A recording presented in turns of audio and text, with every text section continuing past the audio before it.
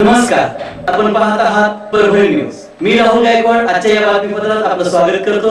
पाहूया शहरातील ठळक घडामोडी. परभणी न्यूजच्या वतीने स्पेशल शो मध्ये सामाजिक, राजकीय, शैक्षणिक लोकांचा आपण दैवी ग्रेट आफत शो बोलिए आप.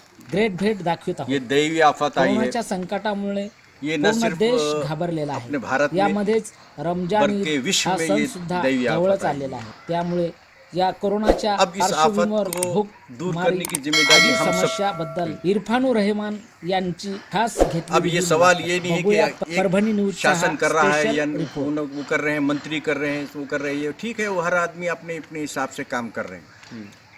लेकिन एक इंसान के नाते, इंसानियत के नाते, हर जो शख्स जो सामाजिक बांधिल के रखता है उसकी अपनी जिम्मेदारी की वो अपने अपने का करते रहे. सही बात. हर आदमी 1 से 50 हाथ आगे बढ़े, एक हाथ से 50 हाथ 100 हाथ आगे बढ़ते हैं. और अगर मदद अपन उसकी ऐसे वक्त अगर करते हैं तो एक तो ये है कि मानुषकी की बात हुई हो जाएगी. सही बात है.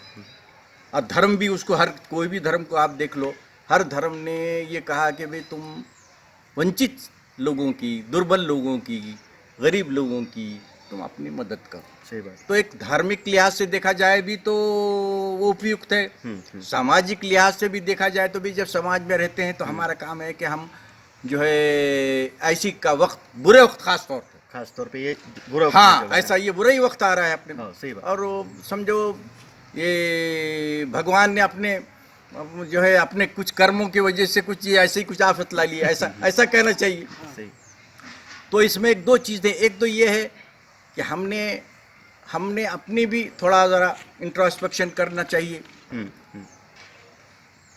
गलत बातों से रुकना चाहिए, अच्छी बातों की तरफ हम जो है आगे बढ़ना चाहिए. और पुण्य के काम ज़्यादा से ज़्यादा पुण्य करना चाहिए. और जितना हो सकती, मैं ये नहीं कह रहा हूँ कि भाई आप सब मगर जितना भी हो सकते उतना करना चाहिए. अब जहाँ तक मेरा जो मामला है, या कहिए कि हमारे पिताजी माजी आमदार यार खान साहब, मैं भी तकरीबन 30-35 साल से कांग्रेस के एक NSY यूथ कांग्रेस होते होते तकरीबन 35 साल में को आज साल हो गए अब तक आपको. मैंने भी अलग अलग वक्त जो है जितने भी इसे कभी आफत आती थी. इससे पहले खिल्लारी का जो है जलजला आया था, हाँ, भूकंप आया था. उसमें यहाँ कुछ अगर टेंशन क्रिएट हो जाता जातिवाद का, इसका उसका, उसमें आगे बढ़ने, यानी जब भी यहाँ पर इस किस्म की आफतें आती, परेशानी आती, तो हमारी ये कोशिश रहती कि भाई हम उसको दूर करने में हमारा भी सहभाग हो. ये हमारी मानसिकता हमेशा शुरू से रही और वो करते आए. आज मुझे इस बात की खुशी है कि ये जो काम हमारे पिताजी करे, फिर उसके बाद हम आज करते आ रहे हैं. आज हमारे बाद का जो जनरेशन है, जैसा मेरे बच्चे हैं, हमारे भाइयों के बच्चे हैं, हमारी बहनों के बच्चे हैं, ये सारे यंग ग्रुप जो क्वालिफाइड है, कोई डॉक्टर है, कोई इंजीनियर है, कोई फूड टेक्नोलॉजिस्ट है, अलग अलग फील्ड में, कोई IT के आदमी हैं, ये अलग अलग फील्ड में अपने उसमें काम कर रहे हैं. और उन्होंने काम करने के साथ साथ एक ट्रस्ट बनाए, जो हमारे पिताजी के नाम पे एक ट्रस्ट बनाया, जिसका नाम है अब्दुल रहमान खान चैरिटेबल ट्रस्ट.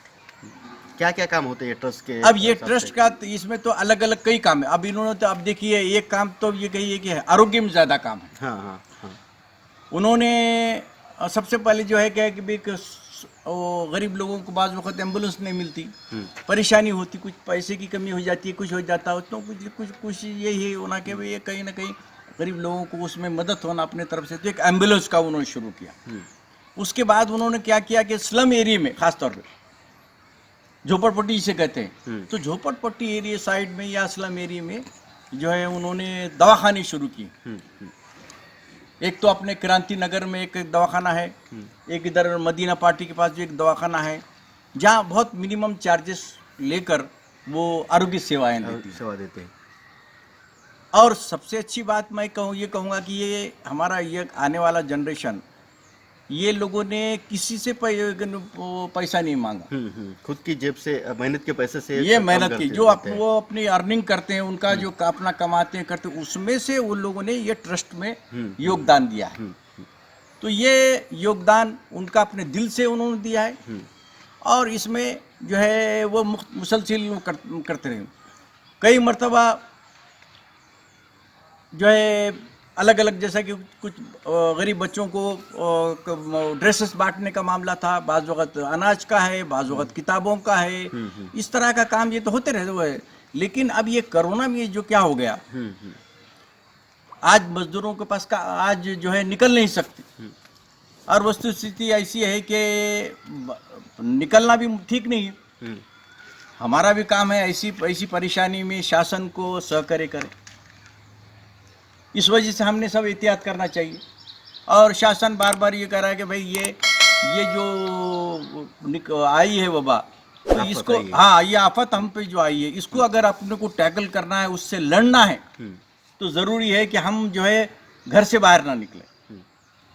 तो मैं आपके माध्यम से ये भी विनती करूंगा कि सभी लोगों से मैं विनती करूंगा कि मैं जो जहाँ भी जाएगा, परभनी शहर के हमारे सभी बुजुर्ग है, महिला है, बच्चे हैं, ये सभी लोगों से मैं ये विनती करूंगा कि ऐसे मुश्किल हालात में आप शासन का साथ दीजिए और कोशिश ये कीजिए कि आप घर के बाहर ना निकले। सर जी, किराना सामान, हाँ, किराना सामान जो है, हाँ। एक किट रख रहे हैं जिसमें अनाज, चावल है, कुछ ये है, कुछ शक्कर है, कोई पत्ती, इस टाइप का जैसा मिनिमम जैसा लगता है, जीवनावश्यक वस्तु है। हाँ, जीवनावश्यक का अपने जैसा लोगों को, आम आदमी को एक लगता है, उसका एक बच्चों ने एक किट बनाए हैं। हाँ। और किट बना के तकरीबन मैं समझता हूँ अभी तक, अब ये अब रमज़ान का है तो आगे चलते रहेगा, लेकिन अंदाज़ा तकरीबन 1000 लोगों को तो भी उन्होंने कम से कम ऐसा अभी तक वो बांट चुके हैं। अभी तो 1000 लोगों को जो है तो ये ट्रस्ट के माध्यम से हमारे सेकंड राउंड के लिए लगे हुए, इसलिए अब तो सेकंड राउंड में कितना टारगेट है अपना? अभी तो अब वो तो कोशिश कर रहे हैं कि ज़्यादा से ज़्यादा हो। ऐसे टारगेट अभी ऐसा वो नहीं किए, लेकिन कोशिश हमारी ये रहेगी कि ज़्यादा से ज़्यादा हम जो है लोगों को मदद पहुंचाएं, क्योंकि अब परेशानी एक तो ये है कि कोरोना का वजह से उनको रोजी वो उसका मामला है, रोज़गार नहीं है, और दूसरा अब ये हमारा पवित्र महीना जैसा आप बता रहे, रमज़ान का महीना है, इसमें लोग उपास में रहते हैं, रोज़ा रखते हैं, और कम से कम भाई रोज़ा रखने के बाद शाम में कम से कम 1 मरतबा खाने की 2 मरतबा अपने खाने के लिए उसको कुछ तो भी उसको अन्नदान होना, उस नाते जो है वो चीज़ को जो है कोशिश चल रही। और यूं भी जो है हमारे पास इस्लाम में भी हो और हर धर्म में भी है, हमारे पास ज़कात रहती है। ख़ास तौर पे क्या करते हैं, जो ज़कात का मतलब ये होता है कि आप जो कमाते हैं उसका 2.5% हिस्सा ये सर्वसामान्य गोर गरीब लोगों के, वंचित लोगों के लिए देना चाहिए। ये है उसूल, ये फर्ज है, ये जरूरी है, ये फर्ज है, ज़कात फर्ज है, ये हर इंसान पे, हर इंसान पे हर इंसान पे फर्ज है, जो कमाता है, जो उसको है उसमें फर्ज है। तो इस वजह से ज्यादातर लोग क्या करते हैं कि रमजान के ज़माने में ये जरा पवित्र महीना रहता, दान पुण्य का काम, हाँ, ज़्यादा से ज़्यादा, और उसका कोई लिमिट, अब ये ठीक, मैं तो ये फिर यानी मिनिमम बताया 2.5, हाँ जी, 2.5 का तो मिनिमम मामला है। तो आप चाहे तो कितना भी कर सकते, ऐसा कोई रोक नहीं उसका। भाई हम किसको लगता है नहीं भाई मैं ज़्यादा, हर आदमी पर मिनिमम ऐसा फार्मूला एक 2.5 का है, उससे आगे भी जो है लोग बढ़कर कर सकते हैं, और करते हैं, तो करना ही करना है, और उससे आगे बढ़ के भी लोग ऐसे होकर करते हैं। सर जी, आखिरी सवाल जी, हाँ, अभी जो है बहुत 2-4 दिन में इंशाल्लाह, शायद 25 तारीख से 25-26 से इंशाल्लाह, हाँ, रोज़ा जो है रमज़ान का जो है पवित्र महीना शुरू होने वाला है। मैं उनको सबको, तमाम भाइयों को इस रमज़ान महीने की मुबारकबाद देता हूँ, और आपसे विनती करता हूँ कि आप तो एक प्रार्थना कीजिए जमकर, क्योंकि आफत ये दैवी आफत है।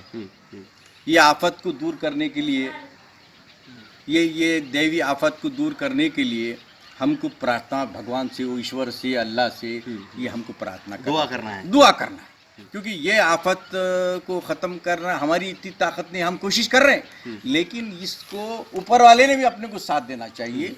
इस वजह से और एक अच्छा मौका आ गया है रमज़ान का, तो रमज़ान का एक मौका अच्छा आ गया, इस वक्त इबादत करते हैं सब लोग, और जमकर सब मिल के इबादत करें, सब एक दूसरे से मिल अच्छे प्यार मोहब्बत से वो रहें, और पूरी इबादत करें, रमज़ान के पूरे रोज़े रहें, नमाज पढ़ें, और जो है यहाँ पर ऊपर ईश्वर से कहिए या अल्लाह से कहिए, भगवान से कहिए, जैसा अपने अपने जो जिसको मानते हैं, हाँ जो भी आदमी, हर आदमी अपने किसी न किसी उसको मानते हैं, जो सुपर पावर जिसे कहते हैं, तो उनसे आप दुआ कीजिए, उनसे मांगनी कीजिए कि भाई हमारे से जो चूक होगी वो तुम माफ़ कर दे, हमसे कुछ गलती जो तौबा हुई कर लो, जो हम तौबा कर, हाँ जी सही बात, ये लफ्ज़ है, हाँ तौबा कहते हैं उसे। तो तौबा का ये है कि हर इंसान ने अगर तौबा कर लिया कि भाई मेरे से गलती हुई ऊपर वाले, अब तू मुझे माफ़ कर, और मेरी गलती की वजह से सब ये आफत आ रही है, अब यही ऊपर वाले से ये दुआ करना कि भाई अपन जो है मैं ये गलतियाँ आगे नहीं करूँगा, ये भी वो करना ज़रूरी है कि भाई अब जो मुझसे गलती हुई, अब उसके आगे मैं जो है इस तरह की किसी किस्म की गलती नहीं करूँगा, तू हमको जो है माफ़ कर दे, तू माफ़ करने को पसंद करता, तू ईश्वर है, भगवान है, अल्लाह है, तो जो है तू जो है माफ़ करना के और। आणि याचबरोबर आजचं हे बातमीपत्रक संपलं. शहरातील ताज्या घडामोडीसाठी पाहत रहा परभणी न्यूज. तोपर्यंत नमस्कार.